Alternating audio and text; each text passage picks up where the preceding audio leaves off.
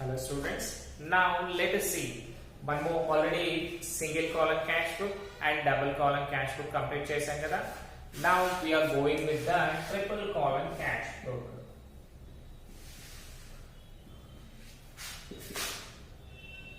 Okay na?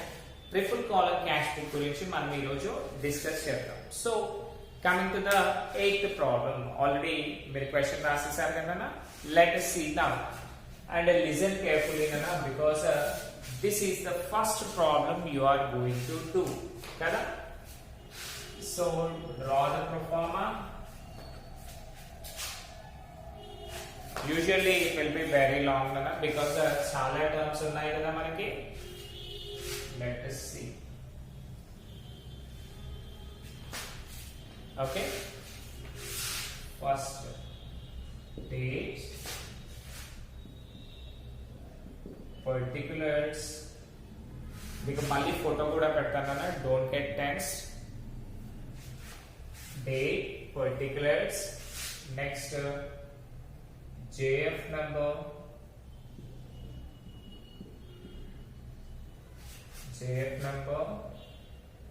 మళ్ళీ 3 terms ఉంటాయి కదా, cash, bank, next discount allowed.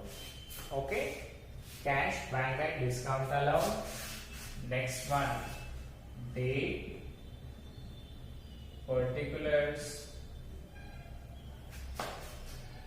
JF number, cash, bank, discount received.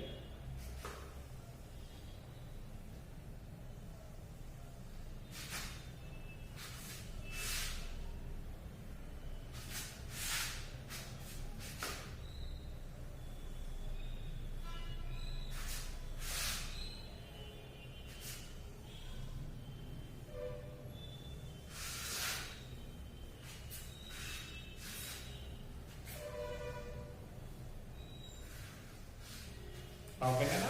So మనకి ఏమేమి వచ్చాయి ఇక్కడ, date, particular, JF number as usual, cash, bank, discount allowed, 3 columns, cash, bank and discount allowed. Next date, particular, JF number, cash, bank and discount received. So మనం ఏమైనా తీసుకున్నాము అంటే will give the discount కదా. Let us see now. So here credit and left side will be debit. Final title వచ్చేసినా triple column cash book. Okay, triple column cash book. You can see it clearly na. So మనము triple column cash book చేస్తున్నాం. So దీంట్లో important points చూసామనుకోండి, అవన్నీ కూడా చూసుకున్నారు కదా. Let us see. So before going to the problem, మనము triple column cash book చేసే ముందు ఏం చేయాలి అంటే, కాంట్రా ఎంట్రీస్ ఏమైతే ఉన్నాయో వాటన్నిటిని కూడా రాసి పెట్టుకోవాలి అన్నమాట. So first one, contra entries లో ఫస్ట్ వన్ ఏముందనా, first cash deposited into bank. Okay, cash deposited into bank, first one. Second, cash withdrawn from bank for office use కదా. సో మీరు లాస్ట్ పేపర్ చూసుకుంటే ఇవన్నీ కనిపిస్తాయి. లాస్ట్ వన్ ఏంటి, cheque received and deposited on another day. Cheque received and deposited on another day. ఇవి 3 terms మనకి ఉన్నాయి. So before going to the problem, let us check మనకి ఇలాంటి సిచ్యువేషన్స్ దీంట్లో ఏమైనా ఉన్నాయా అని చూద్దాం. సో ఫస్ట్ వన్ చూడండి, ఎక్కడుంది నాన్న, 10th వన్ చూడండి. 10th ట్రాన్సాక్షన్ ఏముంది, క్యాష్ డిపాజిటెడ్ ఇంటూ బ్యాంక్, అంటే మనం బ్యాంక్ లో డబ్బులు వేసాము కాబట్టి అకార్డింగ్ టు ఫస్ట్ వన్ అది కాంట్రా ఎంట్రీ కదా. 10th వన్ కి టిక్ మార్క్ పెట్టండి. టిక్ మార్క్ ఎందుకు పెట్టమంటున్నాను అంటే, వైల్ డూయింగ్ ద ప్రాబ్లం మీరు యాన్యువల్ ఎగ్జామ్ లో ఏంటి హరీబరీగా ఉంటారు కదా. ఆ టైంలో Contra entry and some times strike అయ్యే ఛాన్స్ ఉందా మనకి? లేదు. కాబట్టి మీరు టిక్ మార్క్ పెట్టారనుకోండి, అక్కడ ఈజీగా అర్థమైపోతుంది. ఏం అర్థమవుతుంది? అరే ఇది కాంట్రా ఎంట్రీ ఉంది, మనము 2 సైడ్స్ రాయాలి అనేది తెలుస్తుంది కదా. అందుకనే 10th వన్ దానికి టిక్ మార్క్ చేయండి. Next cheque issued to Murthy not one. 17th one చూడండి అన్న మళ్ళీ. Withdrawn cash from bank for office use. అయితే మనం ఏం చేశాము? క్యాష్ విత్డ్రా చేశాము. దేనికోసము? ఆఫీస్ యూజ్ కోసము విత్డ్రా చేశాము కదా. కాబట్టి అది కూడా మనకి ఏమవుతుంది? 17th వన్ కాంట్రా ఎంట్రీ అవుతుంది. ఓకే. నెక్స్ట్ వన్ అన్న received cheque from Shyam and deposited into the bank. అది కాంట్రా ఎంట్రీ అవుతుందా? కాదు. బట్ డైరెక్ట్ గా మనము బ్యాంక్ లో రాయాలి. Okay. These are the things. అంటే మనకి ఎన్ని కాంట్రా ఎంట్రీస్ ఉన్నాయి ఇందులో? 10th one and 17th one. ఇది జిఎఫ్ కాదు కదా, ఎల్ఎఫ్ నెంబర్ అనుకోండి.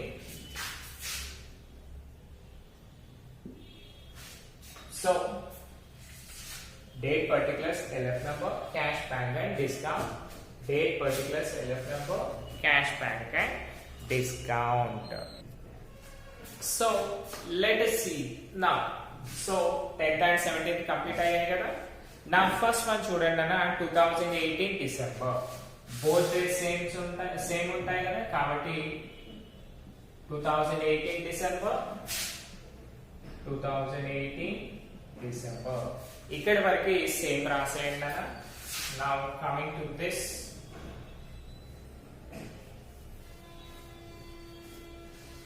టెన్త్ అండ్ 17th గుర్తుపెట్టుకోండి అమ్మా, చెప్పాలి. So cash in hand and cash at bank. So ఇవి రెండు కూడా ఫేవరబుల్ బ్యాలెన్సెస్ కదా. కాబట్టి December 1st to balance brought down. ఓకేనా? టు బ్యాలెన్స్ బ్రాట్ డౌన్ ఎంత? క్యాష్ ఇన్ హ్యాండ్ అంటే మన దగ్గర క్యాష్ ఎంత ఉంది? 10,000 ఉంది. కాబట్టి ఇక్కడ క్యాష్ కాలం ఎక్కడ ఉంది మనకి? Second one. కాబట్టి అందులో 10,000 రాసేయండి. 10,000. నెక్స్ట్ బ్యాంక్ బ్యాలెన్స్ ఎంత ఉంది? 8,000. కాబట్టి బ్యాంక్ కాలంలో 8,000 రాయండి. ఓకేనా? సింపుల్ గా మీకు అర్థమైంది కదా. ఇంతకు ముందు ఏంటి అంటే ఓన్లీ వన్ అమౌంట్ ఉండేది. ఏ అమౌంట్ వచ్చినా, బ్యాంక్ అమౌంట్ వచ్చినా, క్యాష్ అమౌంట్ వచ్చినా అందులోనే రాశాను. బట్ ఇప్పుడు ఏం చేస్తున్నాను? క్యాష్ కి సపరేట్ అండ్ బ్యాంక్ అకౌంట్ కూడా సపరేట్ గా రాయాలి. Next cash sales. మనము సేల్ చేసామనుకోండి, మనకి ఏమవుతుంది? ఇన్కమ్ వస్తుంది కదా. సో ఇన్కమ్ ఎక్కడి నుంచి వచ్చింది? క్యాష్ సేల్ చేయడం వల్ల వచ్చింది. కాబట్టి to sales account. So only sales అన్నాడు. ఓన్లీ సేల్స్ అంటే ఏమనుకోవాలి? క్యాష్ సేల్సా, బ్యాంక్ సేల్సా? క్యాష్ సేల్స్ అని అనుకోవాలి. సో క్యాష్ సేల్స్ అంటే ఎక్కడ రావాలి నాన్న? క్యాష్ కాలంలో రావాలి. ఎంతది? 4,000. క్యాష్ కాలంలో 4,000 వేయండి. బ్యాంక్ కాలం ఐఫన్, బికాస్ 2 కాలమ్స్ ఉన్నాయి కదా అమౌంట్, అందుకనమాట. Next one 6th cash received from Sunitha. అంటే క్యాష్ రిసీవ్డ్ అంటే క్యాష్ కమ్స్ ఇన్ కదా మళ్ళీ. సో రాసేయండి 6th one to Sunitha account. Cash మనం రిసీవ్ చేసుకున్నాం కదా. ఎంత? 6,800. 6,800 మనం రిసీవ్ చేసుకున్నాము. కాబట్టి క్యాష్ కాలంలో 6,800 రాసేయండి. Next discount allowed 200. So discount కాలంలో 200 ఉంది కదా, డైరెక్ట్ గా రాసేయండి. సో బ్యాంక్ లో ఏం లేదు కాబట్టి బ్యాంక్ ని ఐఫన్ పెట్టేసి. Okay. Next one commission received. Commission receive చేసుకున్నాం అంటే కమిషనే కదా. సో రాసేయండి 9th one two commission account. ఎలా తీసుకుంటాం మనం కమిషన్? In the form of cash. ఎంతనా? 800. Okay, in the form of cash 800 తీసుకుందాం. నెక్స్ట్ వన్ చూడండి, క్యాష్ డిపాజిటెడ్ ఇంటూ బ్యాంక్ అంటే ఏమన్నట్టు అది క్యాష్ డిపాజిటెడ్ ఇంటూ బ్యాంక్ అంటే అది కాంట్రా ఎంట్రీ అని అర్థం. కాంట్రా ఎంట్రీ ఏమవుతుందన్న మనకి 2 టైమ్స్ వస్తుంది. క్యాష్ డిపాజిటెడ్ ఇంటూ బ్యాంక్ కదా, బ్యాంక్ లో డిపాజిట్ చేస్తే మనకి ఎంట్రీ ఏమొస్తుంది bank account data to cash account అంతే కదా, bank account data to cash account. So చూడండి క్యాష్ డిపాజిటెడ్ ఇంటూ బ్యాంక్ మనం బ్యాంక్ లో వేస్తే క్యాష్ గోస్ అవుట్ కదా కాబట్టి క్రెడిట్, బ్యాంక్ లోకి కమ్స్ ఇన్ కదా కాబట్టి బ్యాంక్ రిసీవ్ చేస్తుంది. సో ఇక్కడ చూడండి అన్న మనం ఏం చేయాలి అంటే బ్యాంక్ ని తీసేసామనుకోండి ఏముంది అక్కడ టు క్యాష్ అని ఉంది కాబట్టి ఏం చేయండి టు క్యాష్ అకౌంట్ అని రాయండి. నెక్స్ట్ క్యాష్ తీసేస్తే ఏముంది నాన్న బై బ్యాంక్ అని ఉంది కాబట్టి ఇక్కడ రాసేయండి by bank account. Okay so ఇక్కడ చూడండి what is the date 10th, ఇది 10 ఇది 10. సో ఇంకొకటి అన్న మీరు సింపుల్ గా అర్థం చేసుకుంటే సేల్స్ క్యాష్ సేల్స్ చేసాం కదా మనము సేల్స్ అని రాసాము, అమౌంట్ వచ్చేసి క్యాష్ కాలమ్ లో రాసాము అంటే ఆపోజిట్ దాంట్లో మనం అమౌంట్ అనేది రాస్తున్నాము కదా.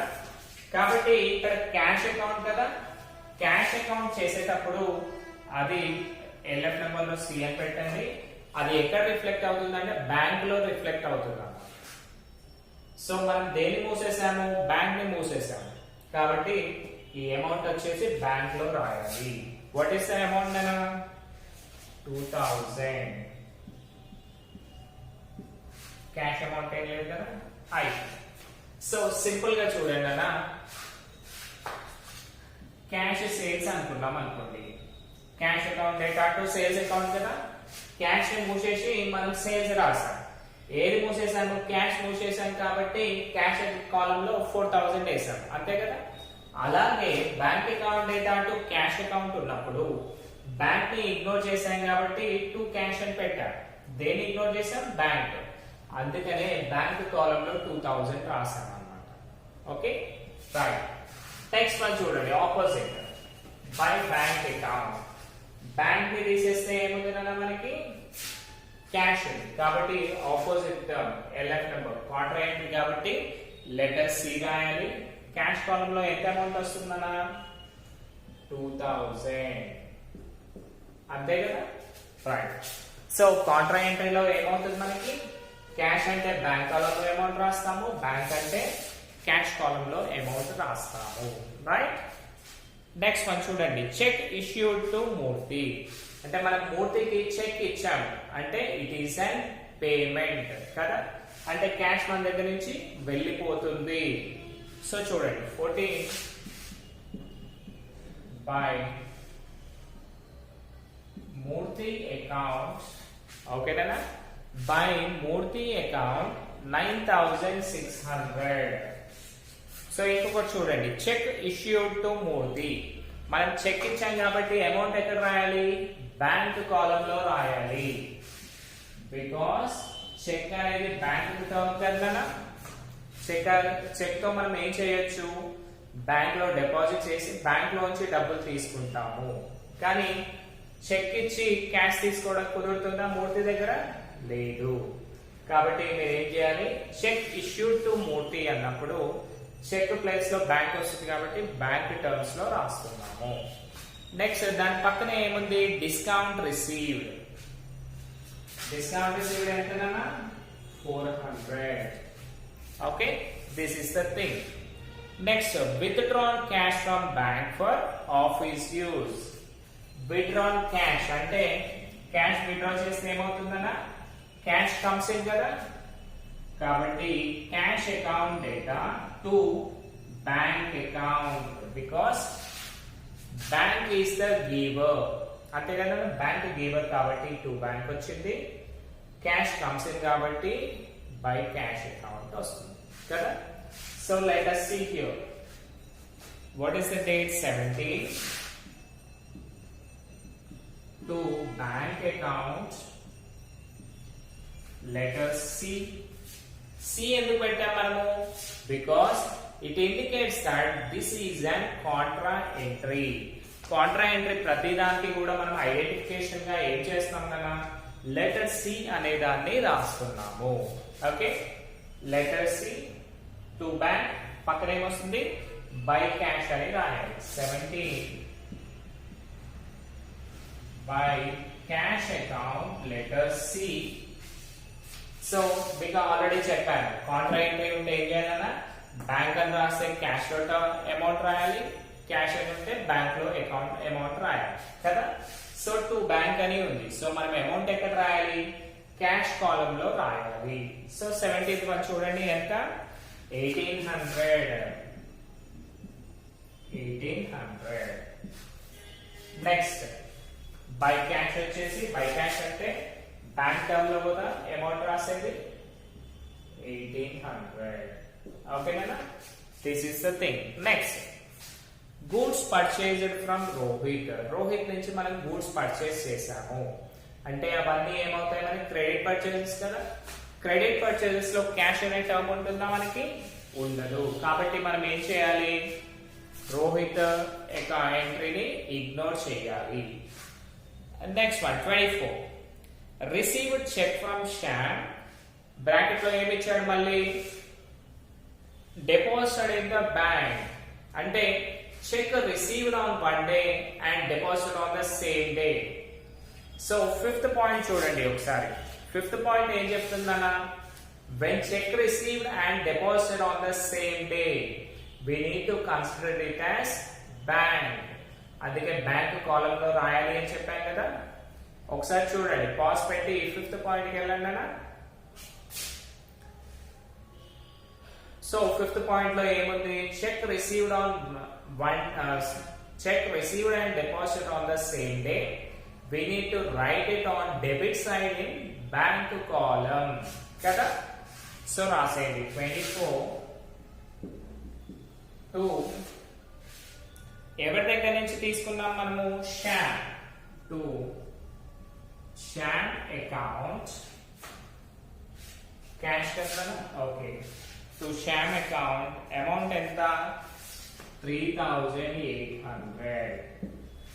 Okay, to Shyam 3800.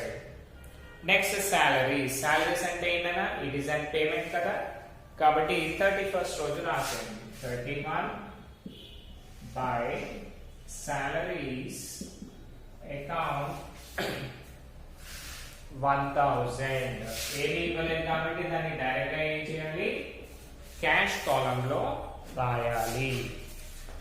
Let us write now.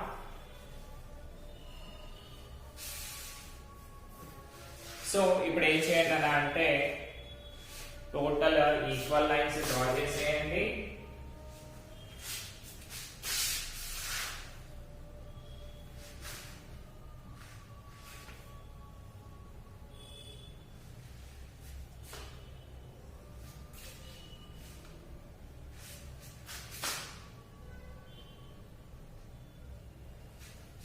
మళ్ళీ ఏం చేయండి అలా అంటే leave one line on both sides and draw equal lines కదా. రాసేయండి, ఈక్వల్ లైన్స్ డ్రా చేయండి.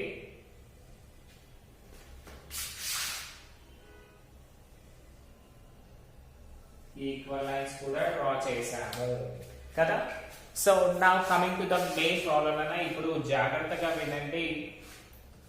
డిస్కౌంట్ అలౌడ్ టోటల్ అమౌంట్ ఎంత, 200.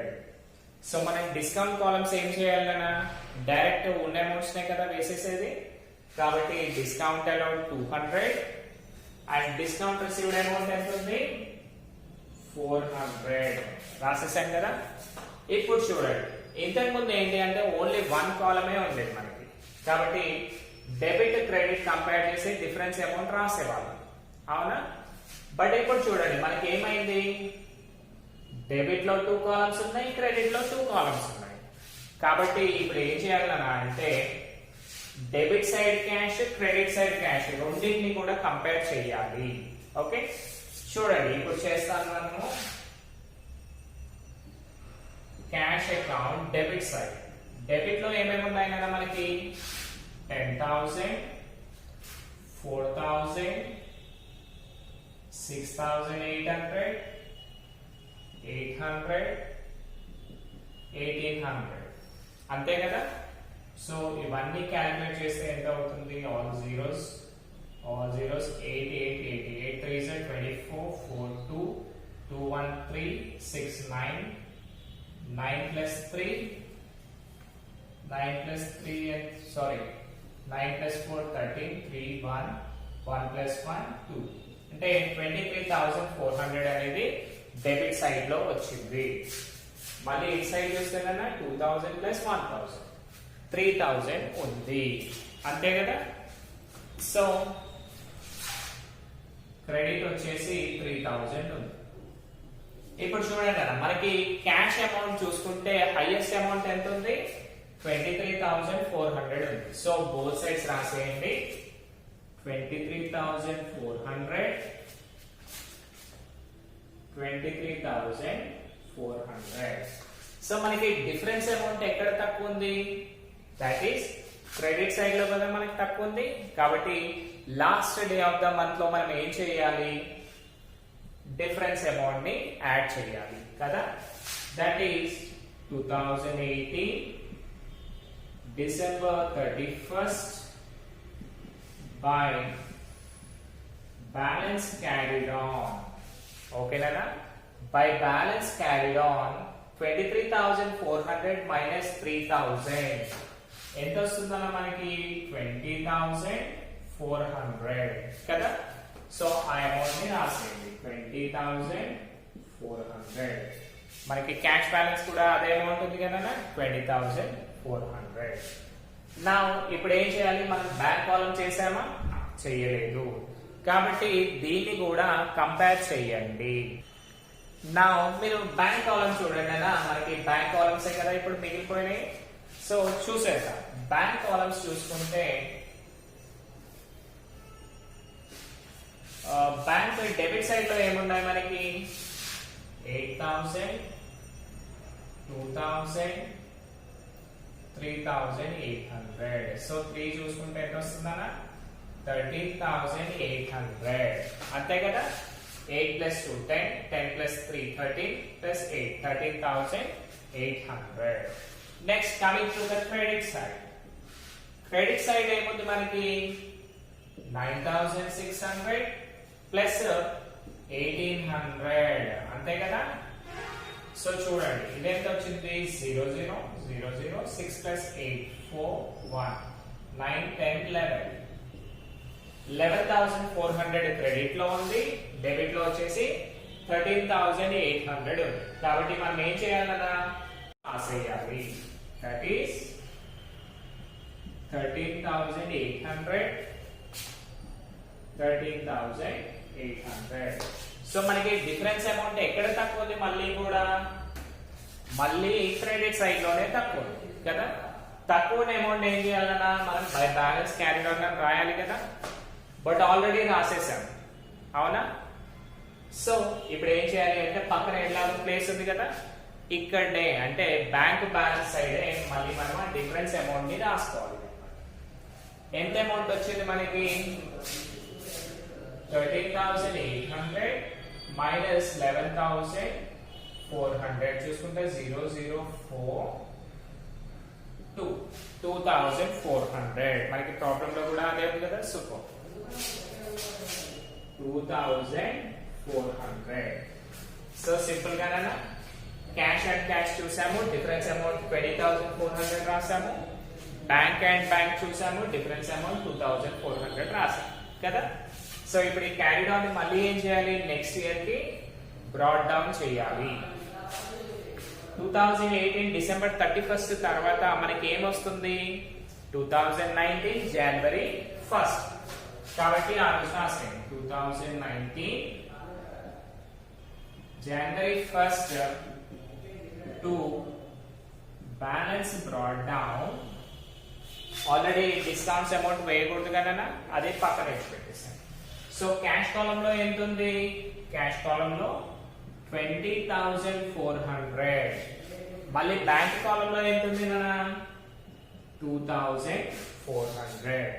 సో మై డియర్ స్టూడెంట్స్, మీరు ఏం చేయండి అంటే జాగ్రత్తగా వినండి. ఆల్రెడీ ఫస్ట్ ఎలాగో రాసేసారు కాబట్టి శ్రద్ధగా వినండి అన్న. మీకు ఎలాంటి డౌట్స్ ఉన్నా సరే మీరు మన వాట్సాప్ గ్రూప్ ఉంది కదా, వాట్సాప్ గ్రూప్ లో మీరు డౌట్స్ అడగండి, నేను క్లియర్ చేయడానికి రెడీగా ఉన్నాను. ఓకేనా? Thank you.